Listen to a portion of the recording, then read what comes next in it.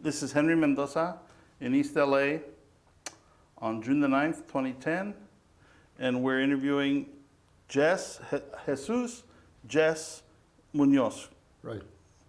The spelling of your name, Jesus, J-E-S-U-S, Right. or Jess, J-E-S-S, the nickname, Right. and last name Muñoz, M-U-N-O-Z, correct? Right. Thank you for joining us, Senor. You're from, where were you born? I was born in Globe, Arizona. Tell me about Globe as a child. What was Globe like? Well, it's a typical small mining town in Arizona. Globe and Miami, which are real close together, they had copper mines, and the only work that was there is in the mines. And I worked in an asbestos mill, a quicksilver mill, and a copper. And I worked in a foundry also. I worked in the foundry making 50 cents an hour, and at that time we didn't get breaks, and we didn't get lunch hours, but it was hard work, and during the Depression we needed the money. And I worked in the summertime. I was 15 years old. Birth date? What was your birth date? 1928 in February. There in Globe? Yeah. Brothers and sisters? My brother Robert passed away about 5 years ago, and my sister about 7 years ago. Were they older? Yeah. Both of them? Yeah. So you were the baby of the family? Yeah, I was the baby of the family, yeah. And you went to school where? In elementary school? I went to school in Globe, and when I was in the 10th, I graduated. I didn't graduate. I finished 10th grade, and then I joined the service. And so when I got out of the service, I got a GED test and got my diploma at Lincoln Heights. We covered a lot of ground there. You were the three children raised by your mother and father? No, we were raised by our grandparents. My mom passed away when I was a couple of years old, and then my dad took off and left us. So the only time I ever saw my dad is when he would come over and give us $1 a piece, and most of the time when he'd come over, he had been drinking, you know. So I never had a relationship with my father at all. Roll tape. Let me move this over you off to the side a little bit. So you were raised by grandparents? Yeah. Were they from Mexico, or they were here? My grandma was born in New Mexico, and my grandpa came from Mexico. But we were raised by my grandmother and by my aunts. And my Aunt Jenny was like a mother to us, because my grandma, she raised us, but my aunt was the one that more or less raised us.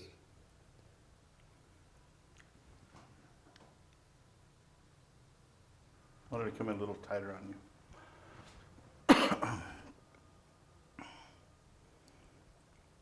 What are your memories of your childhood with brother and sister? What was that like? Well, it was born into 1928. We went through the Depression, and it was rough. Nobody was working, and we were on welfare like everybody else. And the thing that helped us is we had chickens and rabbits. And so we always had meat, you know. But and my aunt was working, but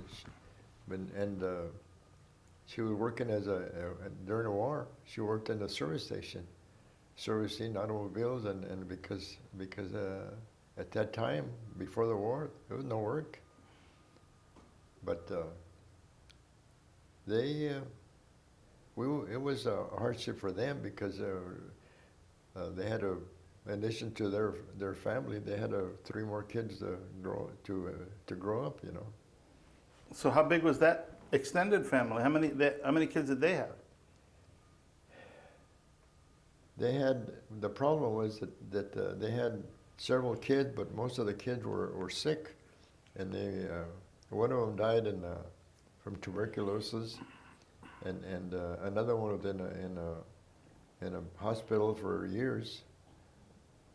But it was rough because they didn't have any money, and they worked cleaning houses until the war started. Then my aunt Jenny is the one that supported the family.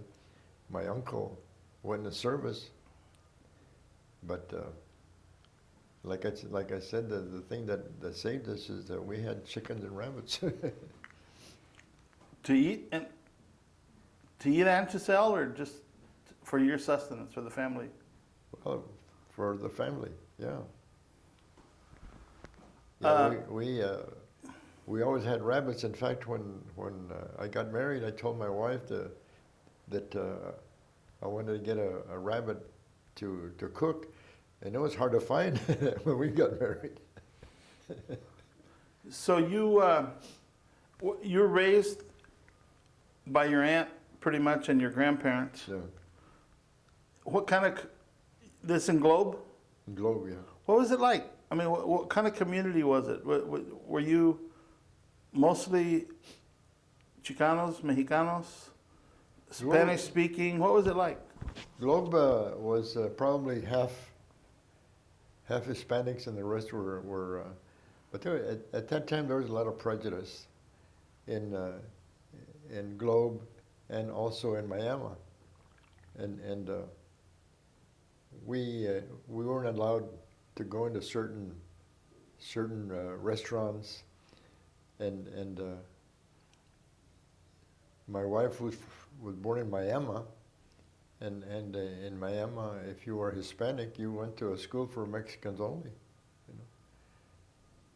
But my wife says that this helped them because they got spanked if they spoke Spanish, and but they had some real good teachers that really taught them, you know. And my wife is a very good writer, and she worked at she retired from Rockwell International, yeah. And I retired from Sears. So it made her learn English? Yeah, when we both started English, we couldn't speak English. The Spanish that we knew wasn't really correct because my grandma taught us the Spanish, and she didn't go to school, you know. But at that time, my wife's mother and my grandma, they didn't want us to speak English, you know. They would say something about lengua, something bad about the English language. But we had a rough time during the Depression. But it like I say, Globe is a nice community, and it was only like 3,000 or 4,000 people. And my wife in Miami was about the same. Did you go to school, elementary school? I went to school in Globe, and I only went to the 10th grade, and then I went to service. And then afterwards, when I got out, I got my GED in Lincoln Heights. You went into the service after 10th grade. So what were you? 15? I was 17. And what branch? I was in Navy. Why'd you do that? Well, my brother was in the Navy, and I didn't want to join the Army and be drafted, you know. So I decided I'd do the same thing he did, and you hear the stories about you join the Navy and see the world, and I saw the world. I saw a lot of the world. Your brother went in to the Navy before you. Yeah, he was in during the war. So that was what, 19? He probably went in 1943. Yeah. And you?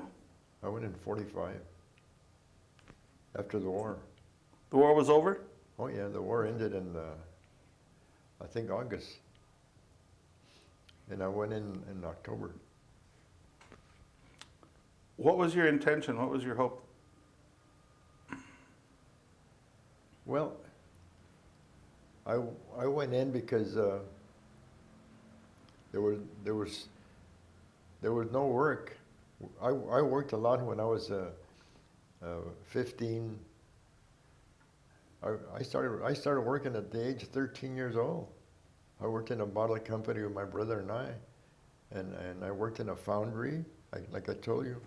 I worked at Minnesota Mining and Milling in Quicksilver, and I worked in an asbestos mill and a copper mine. Yeah. But the work that I did was generally in the summertime. You go in the Navy, and what were your expectations? What did you want other than see the world? What were you hoping to do in the Navy? I wasn't hoping to do anything. I was just going there to see the world, really. I had no intentions of doing as much as I did. I saw a lot of the islands of the Pacific, the Philippines, Hong Kong, China, and one of our greatest things that I can ever remember is going up the Columbia River on the 3 destroyers to Portland, and that was one of our highlights that I can remember, and also the visit to Mexico City, and when my ship went to Acapulco. You know. What was your brother's experience, job in the war? What did he do? You know, he never did talk very much about it. And my brother and I were not really close. I was real close to my sister, but not my brother. So you go in 45, Right. and you said something a minute ago that you didn't expect to do as much as you did. What did you do? When you say as much, how long were you in? 3.5 years. Yeah, our first stop was Hawaii. And then we went to the Marshall Islands after the atomic test. And then we went to Guam, the Philippines, Hong Kong, and my ship toured Shanghai and Tsingtao. And we were there many years, and then the communists started getting strong, and so that's when we left. And they told us when we go on vacation not to go alone, you know, because the communists were getting stronger and stronger.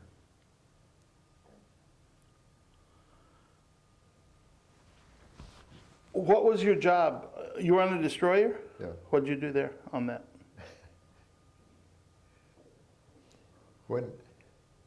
when you're in the Navy, they put you on what they call the deck force. And the deck force is a force that cleans a ship. And I'll never forget that I was out there chipping because we were going to chip first and then paint afterwards. And then this guy came over and introduced himself, and his name is Frank Reina. And he said that he needed a laundryman to work in the laundry. That's where he worked.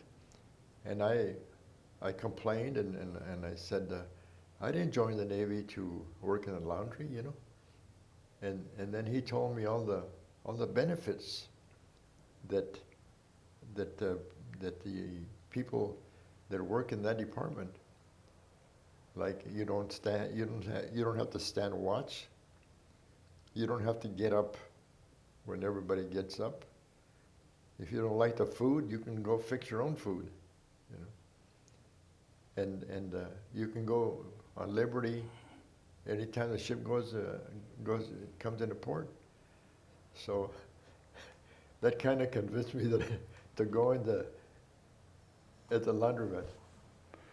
Pretty soon we had Frank Reina, the one in charge, and then pretty soon when we got another Hispanic, Lorenzo Luna, from Laredo, Texas, he joined us. So we had the three Hispanics working in the laundry.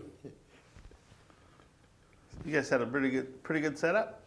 Oh yeah, it was like I said. When you work in that department, you have a lot of benefits. That department is for the cooks, the bakers, and the laundrymen, and the people that work in the service. It's called the service. I forget the name of the department, but it's the service people that service the ship, and you have a lot of benefits. Why did Frank Reina recruit you? I don't know. I don't know why, but I guess because I was the only Hispanic aboard, I guess. Were all of you the only Hispanics on the ship? Yeah. Yeah, Lorenzo Luna and I and Frank Reina were the only Hispanics. Interesting, huh? Yeah. So, what was that like? It sounds like a nice duty. I mean, how long did that last? Well, I worked.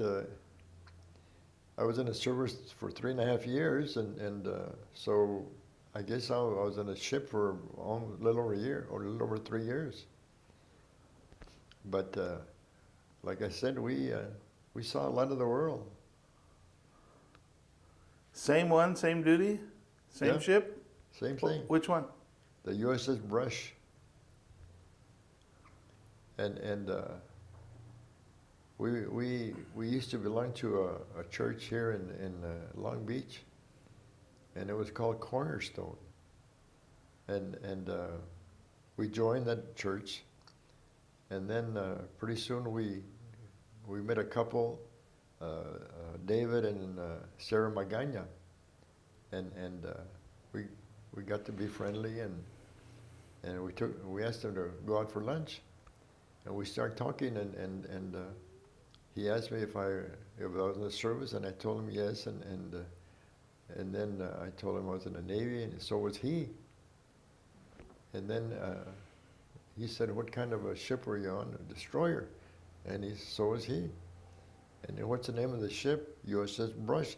And that was his ship also. And but he was on the ship in 1956 and from 1957. And I was on it in 47 and 48, and you know. But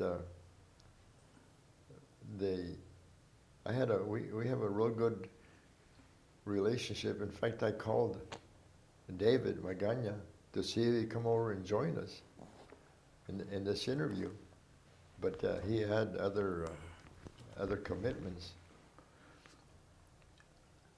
You talked about discrimination in Globe that was pretty obvious to you. Oh yeah. You remember what you thought about that? The segregated schools? Well, we didn't like it, but that was going on at that time. In Arizona, at that time there was a lot of prejudice, and I'm sure this is still going on right now with the thing that they have right now. But I can remember coming from the service in uniform with my grandma, and they wouldn't serve us in Phoenix. And also the thing that really made me mad is that the miners, the Hispanic miners, were making less money than the Anglos. And my brother-in-law, later on, he became the president of the union, and he corrected that, and it was corrected in 1943. Were you married when you went into service? No. No. No, I got married in 1950. After you came back? Yeah. So my wife and I will celebrate our 60th year in September. But you knew her as a child? In your childhood? in Globe, Miami, you know a lot of people in both little cities. And I didn't know her at the time, but I knew a lot of her friends. And so when we came to, when I got out of service, my family had already left Globe. And one time my brother was invited to go with some friend that was from Miami, Arizona, and we get there, and that's where I met my wife, and Mary Arellano, the girl that invited us, she introduced us in Spanish, and I immediately thought that these girls must be, from Mexico. So we introduced each other in Spanish, and it turns out that they were from, some of the girls were from Miami, Arizona. So you come back, was there, were you aware, I guess not, the Navy didn't have a lot of Hispanics, Chicanos, Latinos, whatever. And at that time, they didn't have very many Hispanics or blacks. And they had some Filipinos, but the Filipinos that they had there worked as stewards for the chief petty officers. But I'm not sure about some of the other ships, but in our ship, there was only the 3 Hispanics.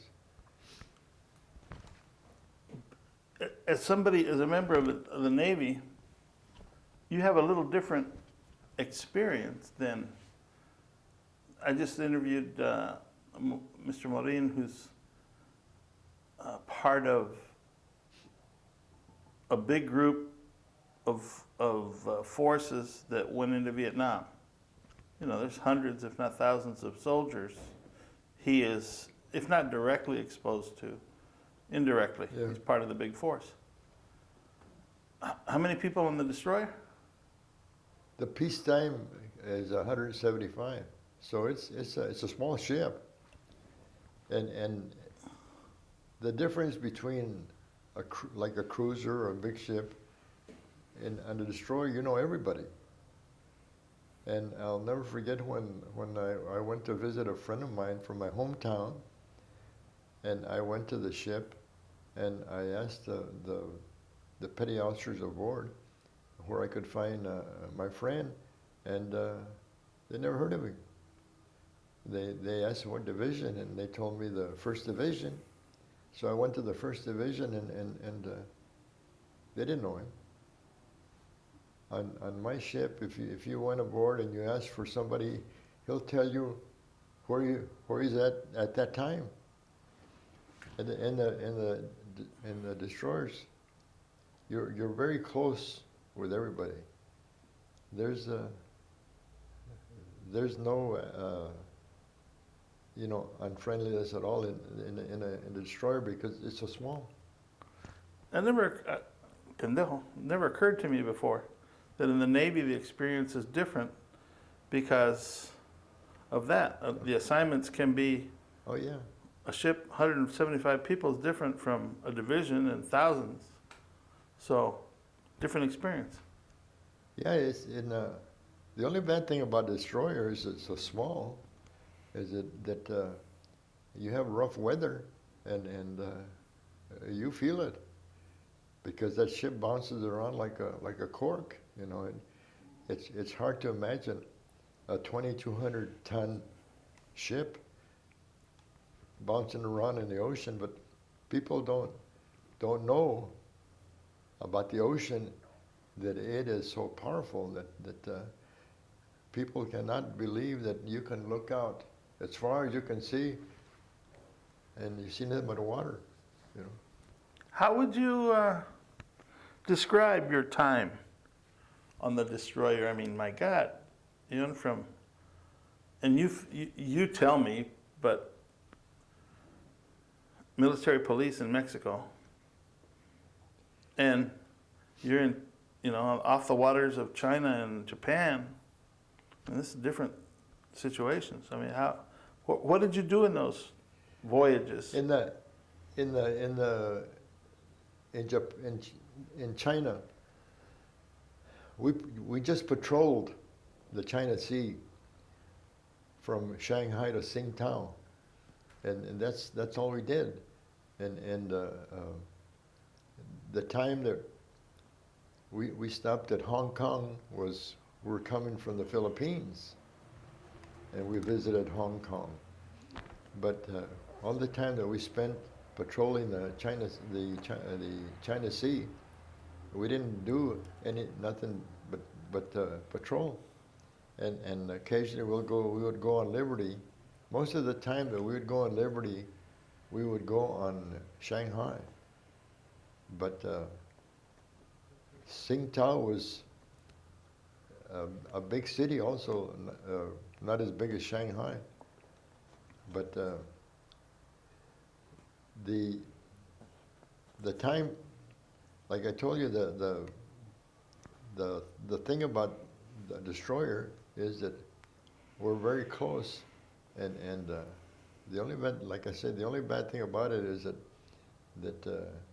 if the sea is rough, you feel it. In fact, we lost one of our shipmates that was just he was reading a book in the fantail, and a wave came over and washed him over.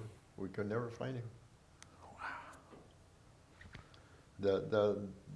If you're in the back of the ship, the stern, the water is only like 3 feet from you, and if the ocean is rough, you better be careful because you could wash you right off the ship.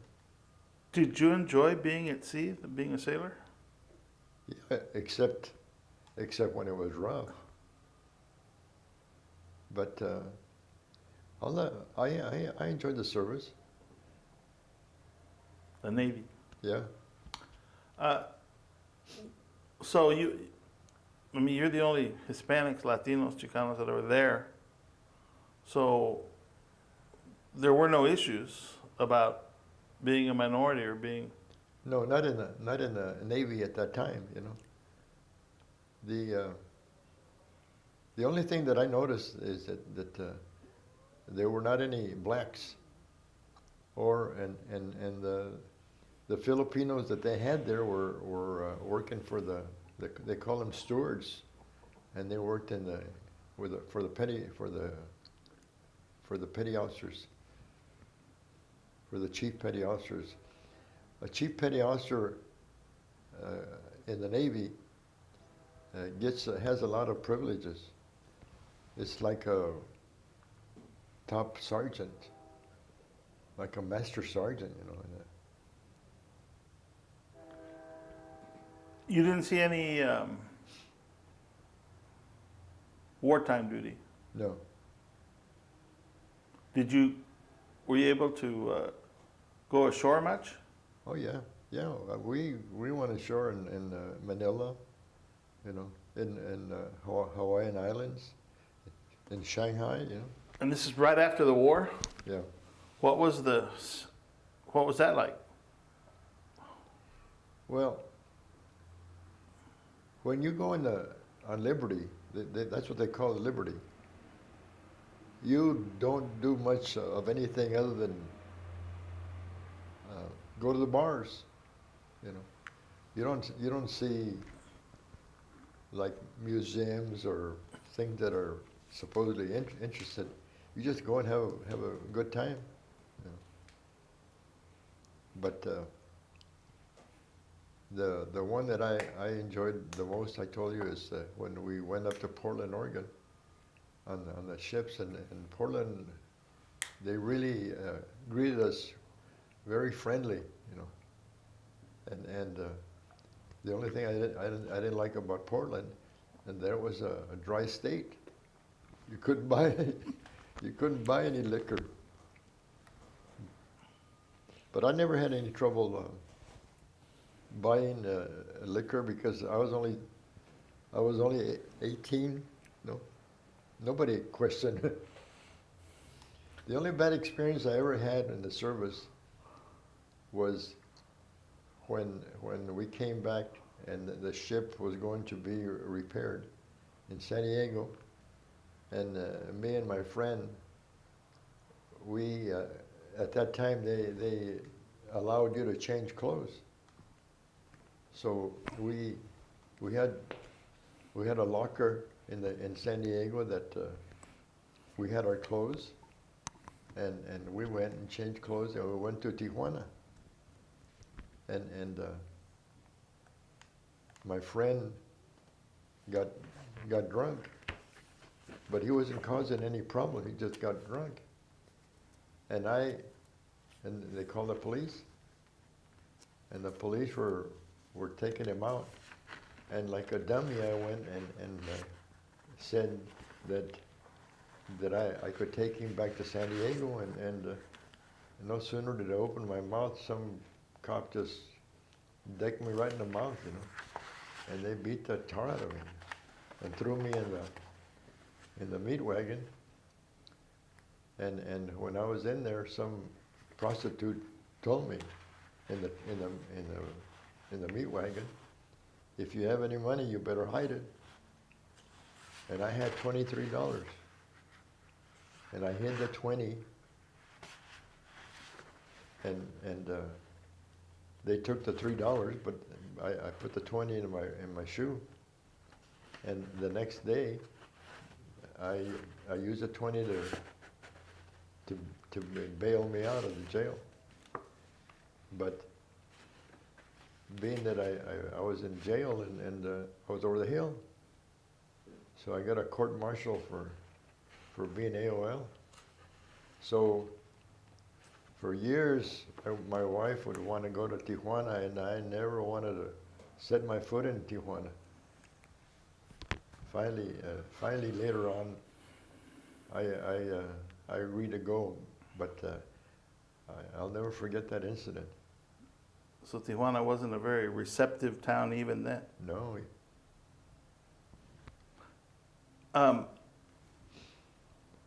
What was it like coming out of the service?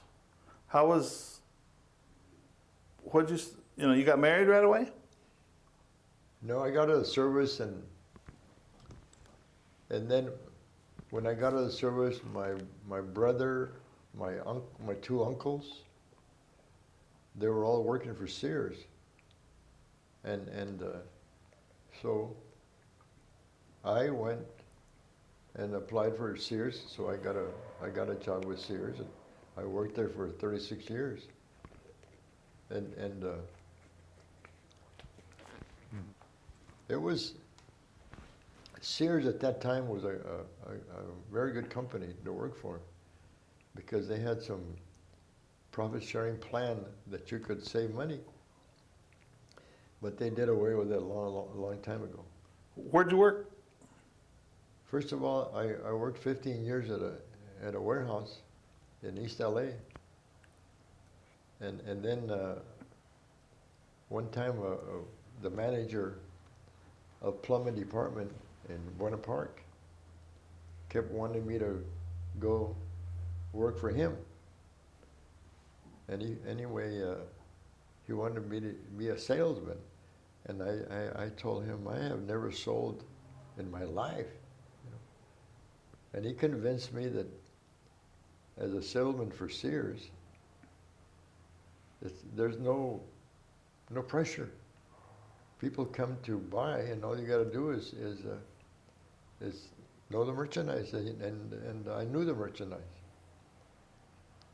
Anyway, I talked to my wife, and I went to Buena Park Sears, and it was rough the first few years because we had too many salesmen. But later on, they kept quitting, so we wound up with 4 salesmen, and we had a very good relationship among us. You went to Buena Park, so you'd been, you remember when that was, roughly? In the mid-'60s. Buena Park wasn't a big town. Yeah, Buena Park was probably at that time maybe 16,000. Next to Disneyland. Yeah. It's bigger, a lot bigger now, And you lived down there? No, I worked there, but we bought our home in Stanton, which is 4 miles from Buena Park. How did you wind up, your parents moved here while you were in the service, or what? Yeah. Why LA? At that time, like I told you, in Globe, Miami area, there was no work. And then during the war, a lot of people from Globe, Miami came over to work over here. And so a lot of people decided, that you better get to leave Arizona and try to get a job in California. And a lot of people from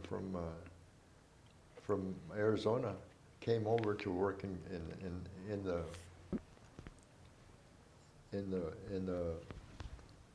California, because, like I said, in Globe, Miami, the only work that was there is the mines. So you're in the service, they were in Arizona, you get out and they moved here by then, and you came here, and what was that like? How'd you find LA? Were they living in LA or Orange County? No, when I got out of service, my people who were all living over in Lincoln Heights, and then, like I said, my brother, my brother-in-law, and my 2 uncles, they were all working at Sears. So I decided that I would also work there at Sears, and working at Sears, like at that time, was a good company, but they have changed a lot, and they have did away with some of the good benefits that they had in those days. Because at Sears, in those days, if you worked 30 years, you could come out with a ton of money in stock. What was the city like, though? What was LA like? How did you find it? I mean, what was your impression? The problem with LA is the same problem that it's having now. The smog, the traffic. It's been like that for years, and the politicians, every year some politicians are coming over and saying that they're going to clean up LA and fix the traffic, and nobody has ever done that. I complain and complain that what we need is a public service. Yeah.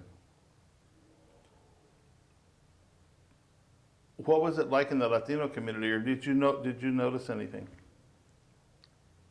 No. Like I said, in Lincoln Heights and El Sereno, the predominant people in those villages in that area were Hispanics. Where I noticed it the most is when we moved to Orange County, and there was no prejudice, but you noticed that there were not as many Hispanics in Orange County as LA.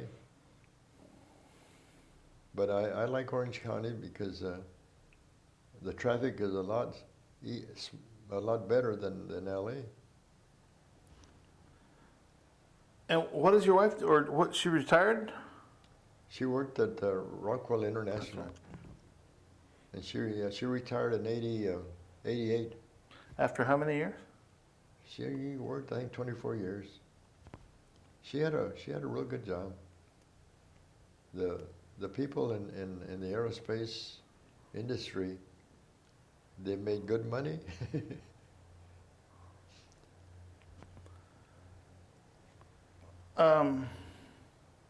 Have you ever thought about or faced any discrimination? Well, like I told you, that the discrimination that I felt was when in Arizona when they wouldn't serve me and my grandma.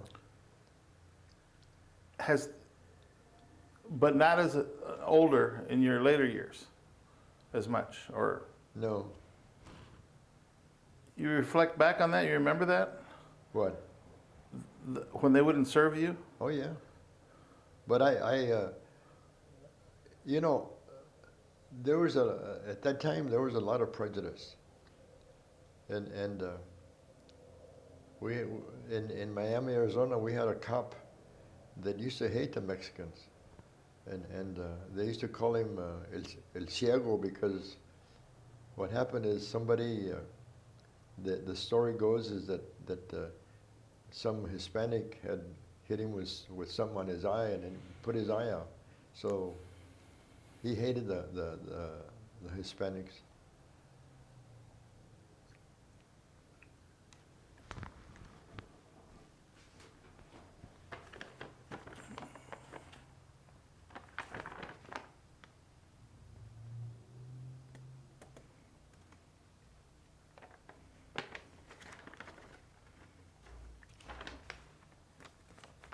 I'm afraid I have to go back to your childhood, being raised by your aunt and uncle, right? Well, my aunt and my grandma. Your aunt and grandma, I'm sorry. Were you then aware of different cultural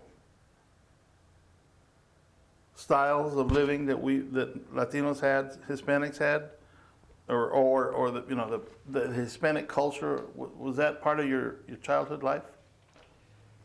Yeah, like I said, that at that time in Globe and Miami, the Hispanic population was about half and half.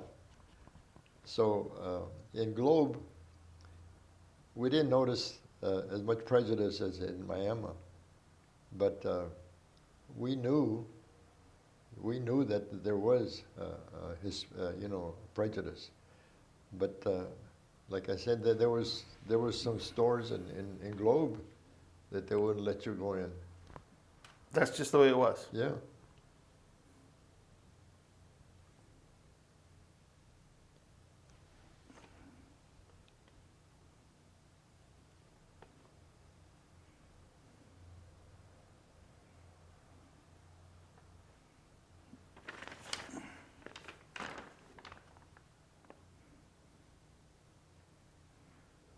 Oh, yeah. Well, have you been active in veterans organizations or since you got out of the service? Or what kind of activities? No, when I retired from Sears, I told my wife that I was going to learn to play guitar. She bought me a guitar years ago in the mid-50s. And I told her that I was going to learn how to play my guitar better or learn how to play golf better. Well, I found out later that golf takes a lot of time, so I have not learned any better about my guitar than I did then, you know. I can still, I know probably 6 or 7 chords, but I can play a Mexican song, a ranchera, because a ranchera only takes 3 chords, you know. But one of these days, I'm going to learn how to play bolero. You know. How about golf? Golf, I still play golf, but I got to be a pretty good golfer. But as you get older, you start losing it because you don't hit the ball as far. And to be a good golfer, you have to practice a lot. But I still play with a group that we've been playing for years.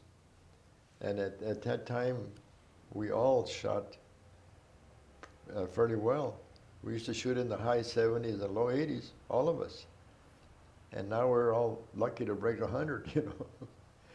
What's your handicap? You have a handicap? No, not now, but at that time when I got to have a 10 handicap, yeah, I had a handicap. But now as I get older, like I said, we only have one guy that still shoots in the high 80s, you know. But the rest of us are lucky to break 100. But it's people ask me about golf, and I tell them I like golf because no matter how bad you play, it's better than working. You know. How would you describe or capsulize your experience in the military? Well, like I told you, I enjoyed it because I didn't encounter anything bad about it. All the time that I was in the service, I enjoyed it. And like I said, the only time that I didn't enjoy it is when we hit rough weather in the ocean, you know. But everybody was sick. When the ocean was rough, everybody was sick, even the experienced sailors. Join the Navy and see the world? Yeah, I saw a lot of the world. I had a good time in the service. I have friends. Two of my golfing friends that are older than I, and they have said that the times that they were in a war in Europe, that one of them was wounded twice. But they tell me some of the things that they went through, you know, and I'm lucky that I didn't encounter anything like that. You must feel fortunate, huh? Yeah, well, I tell my wife that's why my real name is Jesus, you know, because Jesus is taking care of me. Children? Yeah, we had 3 daughters, and my firstborn, Monica, was killed by some drunk driver, and I tell people that is the toughest blow you'll ever be faced, because you never forget. It's with you the rest of your life. I'll never forget when my daughter died, to see her in a casket, and I'll never forget that look. And I looked at her and I said, "What in the world are you doing? I should be there." You know. 2 other daughters? And my other daughter, Marina, she's a school teacher in Whittier. And my other daughter, Michelle, she's a set decorator in Hollywood. Right now, she's in New York. Yeah, she left about 3 months ago, and she said that she was going to be gone for a month, and could I take care of her dog? You know. Well, we've had the dog for 3 months now. You know. She'll be back. Huh? She'll be back soon. She said she'll be back in September, I think, or something. You must be proud of the daughters. Yeah. The only thing that I'm proud of my daughters, and the only thing that I'm very afraid is that my daughter is going through the one's that's a teacher. She's going through a phase that the principal is trying to get rid of her because she had like 25 years. She's trying to get rid of some of like she has done some of her other teachers. And I tell my daughter, I said, don't worry about it. She can't fire you. But she's making it rough on her. And I just hope that Marina can retire, but she can't retire yet. Anything else you'd like to say about But the for service? the project, the service? No, like I told you, I had a good time. I had a good time, and the only incident that I had that was bad is that time in Tijuana. That's the only time that I ever encountered any bad thing. I was trying to help my friend, you know, and like a dummy, I should have known better because I know how the police are in Mexico. They don't. You can't talk to them. They'll beat you up and then throw you in jail. Okay.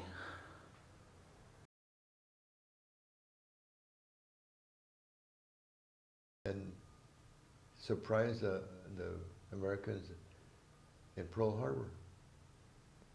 And why would any government be stupid enough to put all the ships in Pearl Harbor? Have you ever been to Pearl Harbor? Yeah. There's only one thing to go, one area to go in and to come out. You weren't part of the war effort. I mean, during wartime. But you just said something that others that we've interviewed, alluding to, not specifically Pearl Harbor, but other situations. How stupid can you be? And we do stupid things. Yeah. And then, now, looking at you think, how could we do? And then you fill in the blank. Yeah. Yes, we're supposed to have smart people in our government, and how can anybody be so stupid to have the whole fleet in Pearl Harbor?